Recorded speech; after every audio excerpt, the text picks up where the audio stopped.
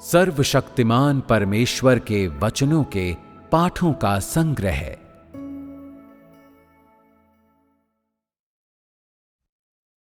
परमेश्वर का कार्य, परमेश्वर का स्वभाव और स्वयं परमेश्वर। 3।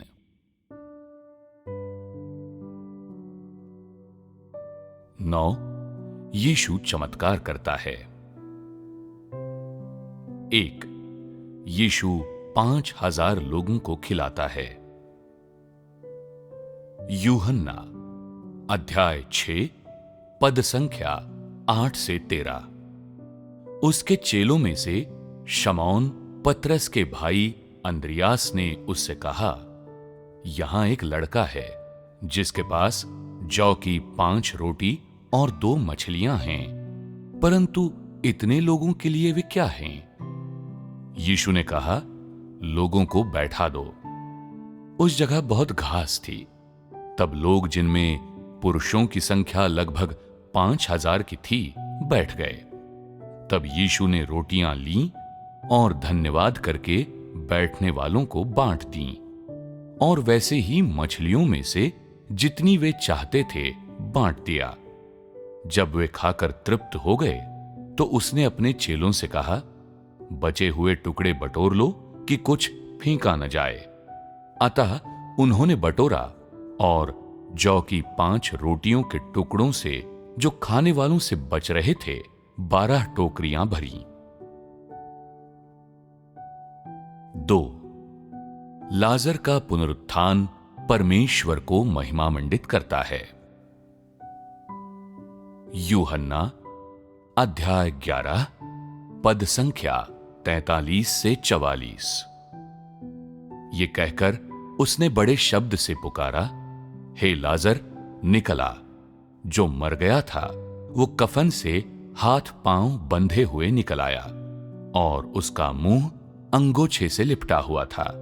यीशु ने उनसे कहा, उसे खोल दो और जाने दो।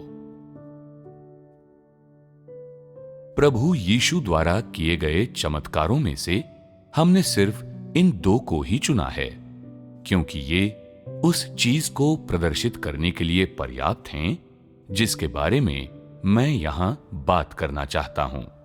ये दोनों चमत्कार वास्तव में आश्चर्यजनक हैं और अनुग्रह के युग में प्रभु यीशु द्वारा किए गए चमत्कारों के सच्चे प्रतिनिधि हैं।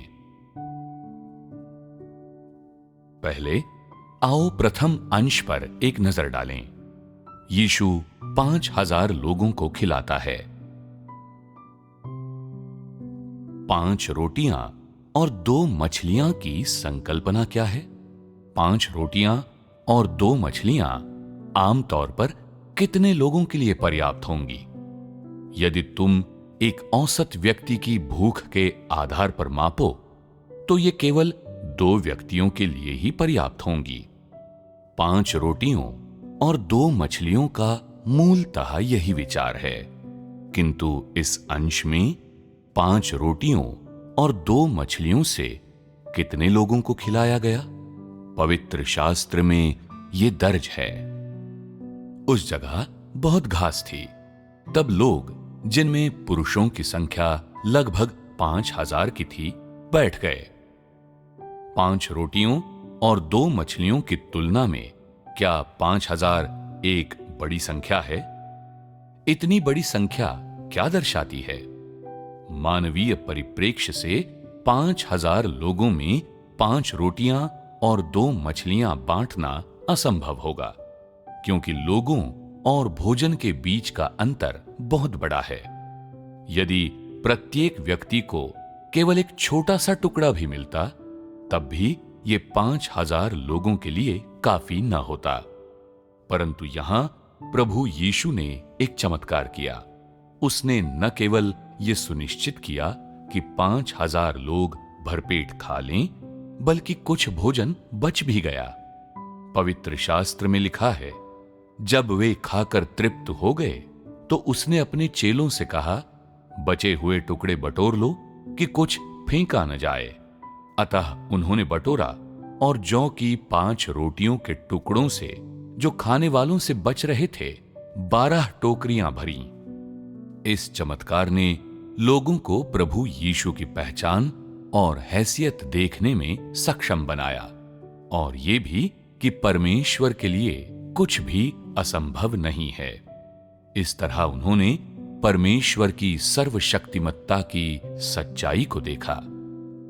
5 रोटियां और 2 मछलियां 5,000 लोगों को खिलाने के लिए पर्याप्त थीं, परंतु यदि वहां कोई भोजन न होता तो क्या परमेश्वर 5,000 लोगों को खिला सकता था? निस्संदेह वो खिला सकता था। ये एक चमत्कार था, इसलिए अनिवार्य रूप से लोगों को लगा कि ये समझ से बाहर, अविश्वसनीय और रहस्यमय है। परंतु परमेश्वर के लिए ऐसा करना कोई बड़ी बात नहीं थी। जब परमेश्वर के लिए ये एक सामान्य चीज थी, तो इसे अब व्याख्या करने के लिए क्यों चुना है? क्योंकि इस चमत्कार के पीछे प्रभु यीशु की इच्छा निहित है, जिसे मानव जाति द्वारा कभी देखा नहीं गया है। पहले आओ ये समझने का प्रयास करें कि ये 5,000 लोग किस प्रकार के थे। क्या वे प्रभु यीशु के अनुयायी थे? पवित्र शास्त्र से हम जानते हैं कि वे उसके अनुयायी नहीं थे। क्या वे जानते थे कि प्रभु यीशु कौन है? निश्चित रूप से नहीं। कम से कम वे ये नहीं जानते थे कि जो व्यक्ति उनके सामने खड़ा है वो प्रभु यीशु है। या हो सकता है कि कुछ लोग केवल इतना जानते हों कि उसका नाम क्या है, और वे उसके द्वारा की गई चीजों के बारे में कुछ जानते हों, या उनके बारे में उन्होंने कुछ सुना हो। प्रभु यीशु के बारे में उनकी उत्सुकता केवल तभी जागृत हुई थी जब उन्होंने उसके बारे में कहानियां सुनी थीं। पर तुम लोग निश्चित रूप से ये नहीं कह सकते कि वे उसका अनुसरण करते थे, और ये तो बिल्कुल भी नहीं कह सकते कि वे उसे समझते थे।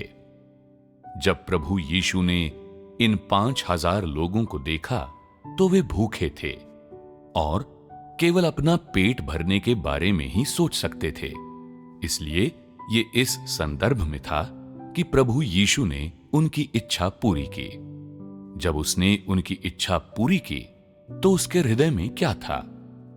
इन लोगों के प्रति उसका रवैया क्या था, जो केवल अपना पेट भरना चाहते थे? इस समय प्रभु यीशु के विचार और उसका रवैया परमेश्वर के स्वभाव और सार से संबंधित थे। इन लोगों का सामना करने पर, जो खाली पेट थे और केवल भरपेट भोजन करना चाहते थे, और जो उसके प्रति उत्सुकता और आशा से भरे थे, प्रभु यीशु ने केवल उन पर अनुग्रह करने के लिए इस चमत्कार का उपयोग करने के बारे में सोचा। किंतु उसने ये आशा नहीं की कि वे उसके अनुयायी बन जाएंगे, क्योंकि वो जानता था कि वे केवल मौज मस्ती करना और पेट भरकर खाना चाहते थे। इसलिए उसने वहां जो कुछ उसके पास था उसका सर्वोत्तम उपयोग किया और 5,000 लोगों को खिलाने के लिए 5 रोटियों और 2 मछलियों का उपयोग किया। उसने उन लोगों की आंखें खोल दी जिन्हें रोमांचक चीजें देखने में मजा आता था, जो चमत्कार देखना चाहते थे, और उन्होंने अपनी आंखों से उन चीजों को देखा जिन्हें देहधारी परमेश्वर पूरी कर सकता था। यद्यपि प्रभु यीशु ने उनकी उत्सुकता शांत करने के लिए कुछ मूर्त चीजों का उपयोग किया, किंतु वो अपने हृदय में पहले से जानता था कि ये 5,000 लोग बस अच्छा भोजन करना चाहते हैं। इसलिए उसने उन्हें उपदेश नहीं दिया, बल्कि उनसे कुछ भी नहीं कहा। उसने बस उन्हें वो चमत्कार घटित होता देखने दिया। वो इन लोगों के साथ ठीक उसी तरह से व्यवहार नहीं कर सकता था जिस तरह से वो अपने उन शिष्यों के साथ करता था जो वास्तव में उसका अनुसरण करते थे। परंतु परमेश्वर के हृदय में सभी प्राणी उसके शासन के अधीन हैं, और आवश्यकता पड़ने पर वो अपनी दृष्टि में सभी प्राणियों को परमेश्वर के अनुग्रह का आनंद उठाने देता है। भले ही ये लोग नहीं जानते थे कि वो कौन है, या वे उसे समझते नहीं थे, या रोटियां और मछली खाने के बाद भी उनके ऊपर उसका कोई विशेष प्रभाव नहीं पड़ा था, या उसके प्रति उनमें कोई कृतज्ञता नहीं थी। यह ऐसा कुछ नहीं था जिसका परमेश्वर ने मुद्दा बनाया हो। उसने उन्हें परमेश्वर के अनुग्रह का आनंद उठाने का एक अद्भुत अवसर दिया था। कुछ लोग कहते हैं कि परमेश्वर जो कुछ भी करता है उसमें उसके सिद्धांत होते हैं, कि वो अविश्वासियों पर नजर नहीं रखता या उनकी सुरक्षा नहीं करता, और कि विशेष रूप से वो उन्हें अपने अनुग्रह का आनंद नहीं उठाने देता। क्या मामला वास्तव में ऐसा ही है? परमेश्वर की नजरों में जब तक वे ऐसे जीवित प्राणी हैं जिन्हें उसने स्वयं बनाया है, वो उनका प्रबंधन और उनकी परवाह करेगा, और अनेक तरीकों से वो उनके साथ व्यवहार करेगा, उनके लिए योजना बनाएगा और उन पर शासन करेगा। सभी चीजों के प्रति परमेश्वर के यही विचार और यही रवैया है। यद्यपि रोटी और मछली खाने वाले 5,000 लोगों ने प्रभु यीशु का अनुसरण करने की योजना नहीं बनाई, फिर भी उसने उनसे कोई कठोर मांग नहीं की। जब उन्होंने भरपेट खा लिया, तो क्या तुम लोग जानते हो कि प्रभु यीशु ने क्या किया? क्या उसने उन्हें जरा भी उपदेश दिया? ऐसा करने के बाद वो कहां गया? पवित्र शास्त्र में दर्ज नहीं है कि प्रभु यीशु ने उनसे कुछ कहा था। बस अपना चमत्कार पूरा करके वो चुपके से चला गया। तो क्या उसने इन लोगों से कोई अपेक्षा की? क्या उसके मन में उनके प्रति कोई नफरत थी? नहीं, ऐसा कुछ नहीं था। वो बस इन लोगों पर अब और ध्यान देना नहीं चाहता था जो उसका अनुसरण नहीं कर सकते थे, और इस समय उसके हृदय में दर्द था, क्योंकि उसने मानव जाति की भ्रष्टता को देखा था और उसके द्वारा नकारे जाने का अनुभव किया था। जब उसने इन लोगों को देखा और जब वो उनके साथ था, तो मनुष्य की मूढ़ता और अज्ञानता से वो बहुत दुखी हुआ और उसके हृदय को पीड़ा पहुंची। वो बस इन लोगों को जल्दी से जल्दी छोड़कर चला जाना चाहता था। प्रभु ने अपने हृदय में उनसे कोई अपेक्षाएं नहीं की। वो उन पर कोई ध्यान देना नहीं चाहता था, और इससे भी अधिक वो अपनी ऊर्जा उन पर व्यय नहीं करना चाहता था। वो जानता था कि वे उसका अनुसरण नहीं कर सकते, किंतु इस सब के बावजूद उनके प्रति उसका रवैया अभी भी बिल्कुल स्पष्ट था। वो बस उनके साथ दयालुता का बर्ताव करना चाहता था, उन्हें अनुग्रह प्रदान करना चाहता था, और निस्संदेह ये अपने शासन के अधीन प्रत्येक प्राणी के प्रति परमेश्वर का रवैया था। प्रत्येक प्राणी के साथ दयालुता का व्यवहार करना, उनका भरण पोषण करना, उनका पालन पोषण करना। जिस मुख्य कारण से प्रभु यीशु देहधारी परमेश्वर था, उस कारण से उसने बहुत ही प्राकृतिक ढंग से स्वयं परमेश्वर के सार को प्रकट किया और इन लोगों के साथ दयालुता का बर्ताव किया। उसने उनके साथ परोपकार और सहनशीलता वाले हृदय से व्यवहार किया, और ऐसे हृदय से उसने उन पर दया दिखाई। चाहे इन लोगों ने प्रभु यीशु को जैसे भी देखा और चाहे इसका जैसा भी परिणाम होता, उसने हर प्राणी के साथ समस्त सृष्टि के प्रभु की अपनी स्थिति के आधार पर व्यवहार किया।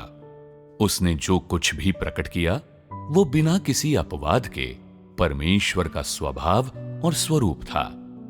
प्रभु यीशु ने चुपचाप ये काम किया और फिर चुपचाप चला गया।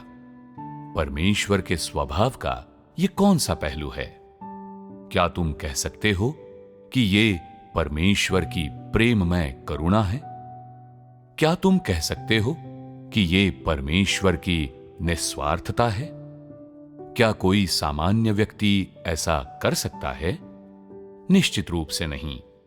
सार रूप में ये 5,000 लोग कौन थे जिन्हें प्रभु यीशु ने 5 रोटियां और 2 मछलियां खिलाईं? क्या तुम कह सकते हो कि वे ऐसे लोग थे जो उसके अनुकूल थे? क्या तुम कह सकते हो कि वे सभी परमेश्वर के प्रति शत्रुतापूर्ण थे?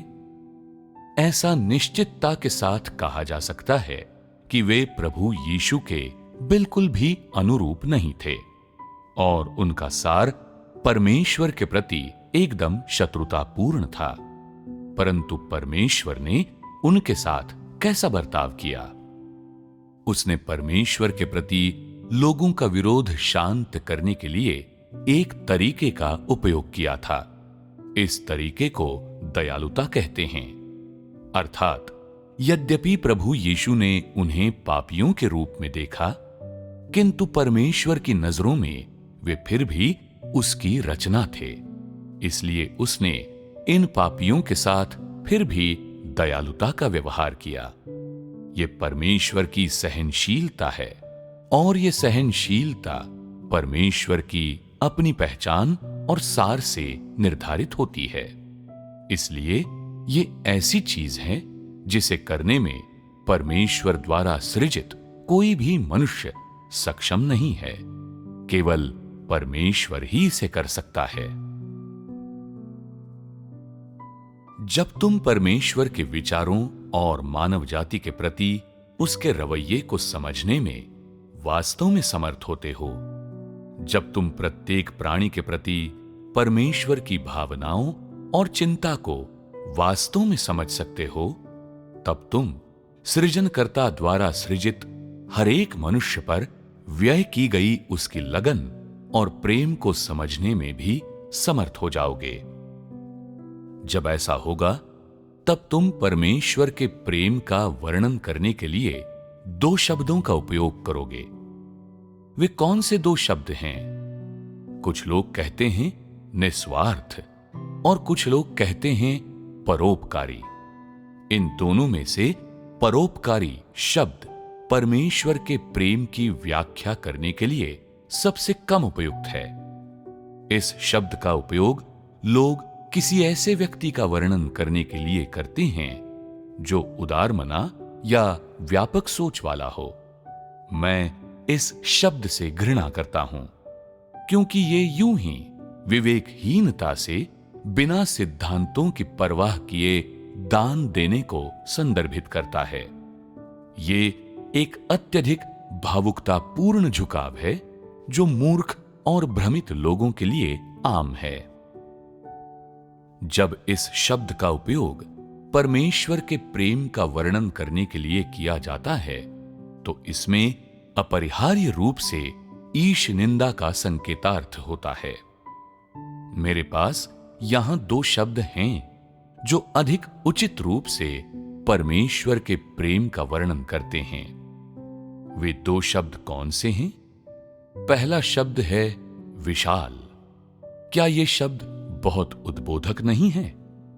दूसरा शब्द है अनंत। इन दोनों शब्दों के पीछे वास्तविक अर्थ है जिसका मैं परमेश्वर के प्रेम का वर्णन करने के लिए उपयोग करता हूं। शब्दशः लेने पर विशाल शब्द किसी चीज की मात्रा और क्षमता का वर्णन करता है, पर वो चीज कितनी ही बड़ी क्यों न हो, वो ऐसी होती है जिसे लोग छू और देख सकते हैं। ऐसा इसलिए है क्योंकि वो मौजूद है। वो कोई अमूर्त चीज नहीं है, बल्कि ऐसी चीज है जो लोगों को अपेक्षाकृत सटीक और व्यावहारिक रूप में विचार दे सकती है। चाहे तुम इसे द्विआयामी दृष्टिकोण से देखो या त्रिआयामी दृष्टिकोण से, तुम्हें इसकी मौजूदगी की कल्पना करने की आवश्यकता नहीं है, क्योंकि ये एक ऐसी चीज है जो वास्तव में मौजूद है। यद्यपि परमेश्वर के प्रेम का वर्णन करने के लिए विशाल शब्द का उपयोग करना उसके प्रेम का परिमाण निर्धारित करने का प्रयास लग सकता है, किंतु ये इस बात का एहसास भी देता है कि उसके प्रेम का परिमाण निर्धारित नहीं किया जा सकता। मैं कहता हूं कि परमेश्वर के प्रेम का परिमाण निर्धारित किया जा सकता है, क्योंकि उसका प्रेम खोखला नहीं है और न ही वो कोई किंवदंती है, बल्कि वो एक ऐसी चीज है जिसे परमेश्वर द्वारा शासित सभी प्राणियों द्वारा साझा किया जाता है। ऐसी चीज जिसका सभी प्राणियों द्वारा विभिन्न मात्राओं में और विभिन्न परिप्रेक्ष्यों से आनंद लिया जाता है। यद्यपि लोग उसे देख या छू नहीं सकते, फिर भी ये प्रेम सभी के जीवन में थोड़ा थोड़ा प्रकट होकर उनके लिए पोषण और जीवन लाता है, और वे हर क्षण परमेश्वर के जिस प्रेम का आनंद लेते हैं उसे गिनते और उसकी गवाही देते हैं। मैं कहता हूं कि परमेश्वर के प्रेम का परिमाण निर्धारित नहीं किया जा सकता, क्योंकि परमेश्वर द्वारा सभी चीजों का भरण पोषण और पालन पोषण करने का रहस्य ऐसी चीज है जिसकी थाह पाना मनुष्यों के लिए कठिन है, और ऐसे ही सभी चीजों के लिए और विशेष रूप से मानव जाति के लिए परमेश्वर के विचार हैं। अर्थात परमेश्वर द्वारा मानव जाति के लिए बहाए गए लहू और आंसुओं को कोई नहीं जानता। उस मानव जाति के लिए सृजनकर्ता के प्रेम की गहराई और वजन को कोई नहीं बूझ सकता, कोई नहीं समझ सकता, जिसे उसने अपने हाथों से बनाया है।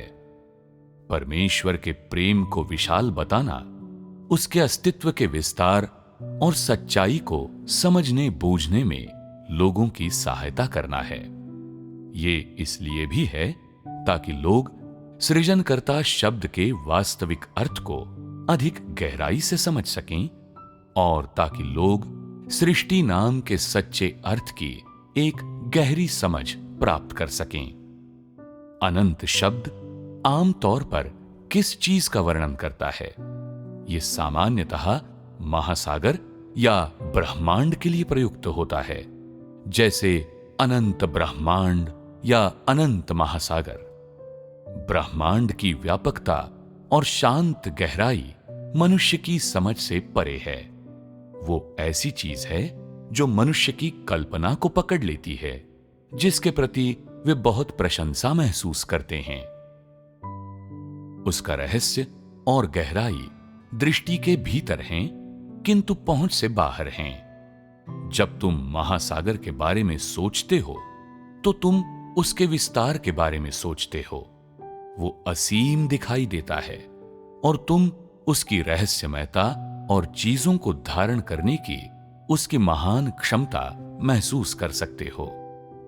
इसीलिए मैंने परमेश्वर के प्रेम का वर्णन करने के लिए अनंत शब्द का उपयोग किया है, ताकि लोगों को यह महसूस करने में मदद मिल सके कि उसके प्रेम की अगाध सुंदरता महसूस करना कितना बहुमूल्य है, और कि परमेश्वर के प्रेम की ताकत अनंत और व्यापक है। मैंने इस शब्द का प्रयोग लोगों को परमेश्वर के प्रेम की पवित्रता और उसके प्रेम के माध्यम से प्रकट होने वाली उसकी गरिमा और अनुल्लंघनीयता महसूस करने में सहायता करने के लिए किया।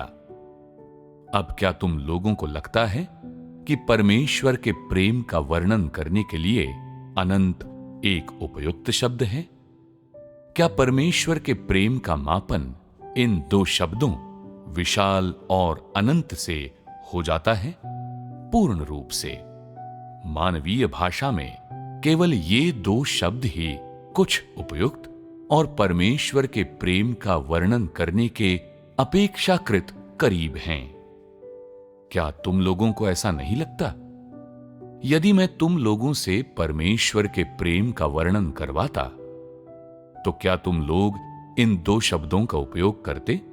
बहुत संभव है कि तुम लोग न करते, क्योंकि परमेश्वर के प्रेम की तुम लोगों की समझबूझ एक द्विआयामी परिप्रेक्ष्य तक ही सीमित है और वो त्रिआयामी स्तर की ऊंचाई तक नहीं पहुंची है। इसलिए यदि मैं तुम लोगों से परमेश्वर के प्रेम का वर्णन करवाता तो तुम लोगों को लगता कि तुम्हारे पास शब्दों का अभाव है, या शायद तुम लोग अवाक भी रह जाते। आज जिन 2 शब्दों के बारे में मैंने बात की है, उन्हें समझना तुम लोगों के लिए कठिन हो सकता है, या शायद तुम लोग उनसे सहमत ही न हों। यह केवल यही दर्शाता है कि परमेश्वर के प्रेम के बारे में तुम लोगों की समझबूझ सतही और एक संकीर्ण दायरे तक सीमित है। मैंने पहले कहा है कि परमेश्वर निस्वार्थ है। तुम लोगों को यह शब्द निस्वार्थ याद है। क्या ऐसा हो सकता है कि परमेश्वर के प्रेम का केवल निस्वार्थ के रूप में वर्णन किया जा सकता हो? क्या यह बहुत संकीर्ण दायरा नहीं है? तुम लोगों को इस मुद्दे पर और अधिक चिंतन करना चाहिए ताकि तुम इससे कुछ प्राप्त कर सको। ऊपर हमने प्रथम चमत्कार से परमेश्वर के स्वभाव और सार को देखा। भले ही ये एक कहानी है जिसे लोग कई हजार वर्षों से पढ़ते आ रहे हैं, इसका एक सरल कथानक है और ये लोगों को एक साधारण घटना दिखाती है। फिर भी इस सरल कथानक में हम कुछ अधिक मूल्यवान चीज देख सकते हैं जो कि परमेश्वर का स्वभाव और स्वरूप है। ये चीजें जो उसका स्वरूप हैं, स्वयं परमेश्वर का प्रतिनिधित्व करती हैं और स्वयं परमेश्वर के विचारों की एक अभिव्यक्ति हैं। जब परमेश्वर अपने विचार व्यक्त करता है तो ये उसके हृदय की आवाज की अभिव्यक्ति होती है। वो आशा करता है कि ऐसे लोग होंगे जो उसे समझ सकते हैं, उसे जान सकते हैं और उसकी इच्छा को समझ सकते हैं, और जो उसके हृदय की आवाज सुन सकते हैं और जो उसकी इच्छा पूरी करने के लिए सक्रियता से सहयोग करेंगे। प्रभु यीशु द्वारा की गई ये चीजें परमेश्वर की मूक अभिव्यक्ति थीं। आगे आओ हम इस अंश पर नजर डालें। लाजर का पुनरुत्थान परमेश्वर को महिमामंडित करता है। इस अंश को पढ़ने के बाद इसका तुम लोगों पर क्या प्रभाव पड़ा? प्रभु यीशु द्वारा किए गए इस चमत्कार का महत्व पहले वाले चमत्कार से बहुत अधिक था, क्योंकि कोई भी चमत्कार किसी मरे हुए व्यक्ति को कब्र से बाहर लाने से ज्यादा आश्चर्यजनक नहीं हो सकता। उस युग में प्रभु यीशु का ऐसा कुछ करना अत्यंत महत्वपूर्ण था। चूंकि परमेश्वर देहधारी हो गया था, इसलिए लोग केवल उसके शारीरिक रूप रंग, उसके व्यावहारिक पक्ष और उसके महत्वहीन पक्ष को ही देख सकते थे।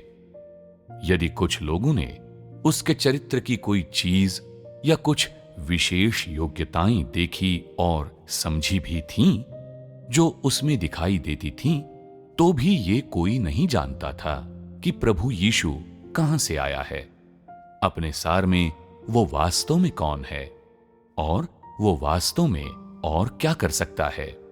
ये सब मानव जाति को अज्ञात था। इसलिए बहुत से लोग प्रभु यीशु से संबंधित इन प्रश्नों का उत्तर देने और सत्य जानने के लिए प्रमाण ढूंढना चाहते थे। क्या अपनी पहचान साबित करने के लिए परमेश्वर कुछ कर सकता था? परमेश्वर के लिए ये एक आसान बात थी, बच्चों का खेल था। वो अपनी पहचान और सार साबित करने के लिए कहीं भी किसी भी समय कुछ कर सकता था, परंतु चीजों को करने का परमेश्वर का अपना तरीका था। वो हर चीज एक योजना के साथ और चरणों में करता था। उसने चीजों को विवेकहीनता से नहीं किया। मनुष्य को दिखाने हेतु कुछ करने के लिए सही समय और सही अवसर का इंतजार किया कुछ ऐसा जो अर्थपूर्ण हो। इस तरह उसने अपना अधिकार और अपनी पहचान प्रमाणित की। तो क्या तब लाजर का फिर से जी उठना प्रभु यीशु की पहचान प्रमाणित कर पाया? आओ पवित्र शास्त्र के इस अंश को देखें। और यह कहकर उसने बड़े शब्द से पुकारा, हे लाजर, निकल आ। जो मर गया था निकल आया। जब प्रभु यीशु ने ऐसा किया तो उसने बस एक बात कही, हे लाजर, निकल आ। तब लाजर अपनी कब्र से बाहर निकल आया। यह प्रभु द्वारा बोले गए कुछ वचनों के कारण संपन्न हुआ था। इस दौरान प्रभु यीशु ने न तो कोई वेदी स्थापित की, न ही उसने कोई अन्य गतिविधि की। उसने बस ये एक बात कही। इसे कोई चमत्कार कहा जाना चाहिए या आज्ञा, या ये किसी प्रकार की जादूगरी थी? सतही तौर पर ऐसा प्रतीत होता है कि इसे एक चमत्कार कहा जा सकता है, और यदि तुम इसे आधुनिक परिप्रेक्ष्य से देखो तो निस्संदेह तुम तब भी इसे एक चमत्कार ही कह सकते हो। किंतु इसे किसी मृत आत्मा को वापस बुलाने का जादू निश्चित रूप से नहीं कहा जा सकता, और यह किसी तरह की जादूगरी तो बिल्कुल भी नहीं थी। यह कहना सही है कि यह चमत्कार सृजनकर्ता के अधिकार का अत्यधिक सामान्य छोटा सा प्रदर्शन था। यह परमेश्वर का अधिकार और सामर्थ्य है। परमेश्वर के पास किसी व्यक्ति को मारने, उसकी आत्मा उसके शरीर से निकालने और अधोलोक में या जहां भी उसे जाना चाहिए भेजने का अधिकार है। कोई कब मरता है और मृत्यु के बाद कहां जाता है, ये परमेश्वर द्वारा निर्धारित किया जाता है। वो ये निर्णय किसी भी समय और कहीं भी कर सकता है। वो मनुष्यों, घटनाओं, वस्तुओं, स्थान या भूगोल द्वारा विवश नहीं होता। यदि वो इसे करना चाहता है तो वो इसे कर सकता है, क्योंकि सभी चीजें और जीवित प्राणी उसके शासन के अधीन हैं, और सभी चीजें उसके वचन और अधिकार द्वारा जन्म लेती हैं, जीती हैं और नष्ट हो जाती हैं। वो किसी मृत व्यक्ति को पुनर्जीवित कर सकता है, और ये भी वो किसी भी समय कहीं भी कर सकता है। ये वो अधिकार है जो केवल सृजनकर्ता के पास है। जब प्रभु यीशु ने मृत लाजर को पुनर्जीवित करने जैसी चीजें की, तो उसका उद्देश्य मनुष्यों और शैतान के देखने के लिए प्रमाण देना और मनुष्य और शैतान को यह ज्ञात करवाना था कि मानव जाति से संबंधित सभी चीजें, मानव जाति का जीवन और उसकी मृत्यु परमेश्वर द्वारा निर्धारित की जाती हैं, और कि भले ही वो देहधारी हो गया था, फिर भी इस भौतिक संसार का, जिसे देखा जा सकता है, और साथ ही आध्यात्मिक संसार का भी, जिसे मनुष्य नहीं देख सकते, वही नियंत्रक था। ये इसलिए था ताकि मनुष्य और शैतान जान लें कि मानव जाति से संबंधित कुछ भी शैतान के नियंत्रण में नहीं है। यह परमेश्वर के अधिकार का प्रकाशन और प्रदर्शन था, और ये सभी चीजों को यह संदेश देने का परमेश्वर का एक तरीका भी था कि मानव जाति का जीवन और मृत्यु परमेश्वर के हाथों में है। प्रभु यीशु द्वारा लाजर को पुनर्जीवित किया जाना मानव जाति को शिक्षा और निर्देश देने का सृजनकर्ता का एक तरीका था। ये एक ठोस कार्य था जिसमें उसने मानव जाति को निर्देश और पोषण प्रदान करने के लिए अपने सामर्थ्य और अधिकार का उपयोग किया था। ये सृजनकर्ता द्वारा बिना वचनों का इस्तेमाल किए मानव जाति को ये सच्चाई दिखाने का एक तरीका था कि वो सभी चीजों का नियंत्रक है। ये उसके द्वारा व्यावहारिक कार्यों के माध्यम से मानव जाति को यह बताने का एक तरीका था कि उसके माध्यम से मिलने वाले उद्धार के अलावा कोई उद्धार नहीं है। मानव जाति को निर्देश देने के लिए उसके द्वारा प्रयुक्त ये मूक उपाय चिरस्थायी, अमिट और मनुष्य के हृदय को एक ऐसा आघात और प्रबुद्धता देने वाला है जो कभी फीके नहीं पड़ सकते। लाजर को पुनर्जीवित करने के कार्य ने परमेश्वर को महिमा मंडित किया। इसका परमेश्वर के प्रत्येक अनुयायी पर एक गहरा प्रभाव पड़ा है। यह हर उस व्यक्ति में जो इस घटना को गहराई से समझता है, ये समझ और दर्शन मजबूती से जमा देता है कि केवल परमेश्वर ही मानव जाति के जीवन और मृत्यु पर नियंत्रण कर सकता है। यद्यपि परमेश्वर के पास इस प्रकार का अधिकार है और यद्यपि उसने लाजर को पुनर्जीवित करने के माध्यम से मानव जाति के जीवन और मृत्यु के ऊपर अपनी संप्रभुता के बारे में एक संदेश भेजा, फिर भी ये उसका प्राथमिक कार्य नहीं था। परमेश्वर बिना किसी अर्थ के कभी कोई कार्य नहीं करता। हर एक चीज जो वो करता है उसका बड़ा मूल्य होता है और वो खजानों के भंडार में एक नायाब नगीना होती है। वो किसी व्यक्ति को कब्र से बाहर लाने को अपने कार्य का प्राथमिक या एकमात्र उद्देश्य या मद बिल्कुल नहीं बनाएगा। परमेश्वर ऐसी कोई चीज नहीं करता जिसका कोई अर्थ न हो। एक विलक्षण घटना के रूप में लाजर को पुनर्जीवित करना परमेश्वर का अधिकार प्रदर्शित करने और प्रभु यीशु की पहचान साबित करने के लिए पर्याप्त था। इसीलिए प्रभु यीशु ने इस प्रकार का चमत्कार दोहराया नहीं। परमेश्वर चीजों को अपने सिद्धांतों के अनुसार करता है। मनुष्य की भाषा में यह कहा जा सकता है कि परमेश्वर अपना मस्तिष्क केवल गंभीर कार्यों में व्यस्त रखता है। अर्थात जब परमेश्वर चीजों को करता है तब वो अपने कार्य के उद्देश्य से भटकता नहीं। वो जानता है कि इस चरण में वो कौन सा कार्य करना चाहता है, वो क्या संपन्न करना चाहता है और वो एकदम अपनी योजना के अनुसार कार्य करेगा। यदि किसी भ्रष्ट व्यक्ति के पास इस प्रकार की क्षमता होती तो वो बस अपनी योग्यता प्रदर्शित करने के तरीकों के बारे में ही सोचता रहता, ताकि अन्य लोगों को पता चल जाए कि वो कितना दुर्जेय है, जिससे वे उसके सामने झुक जाएं, ताकि वो उन्हें नियंत्रित कर सके और उन्हें निगल सके। ये बुराई शैतान से आती है, इसे भ्रष्टता कहते हैं। परमेश्वर का इस प्रकार का स्वभाव नहीं है और उसका इस प्रकार का सार नहीं है।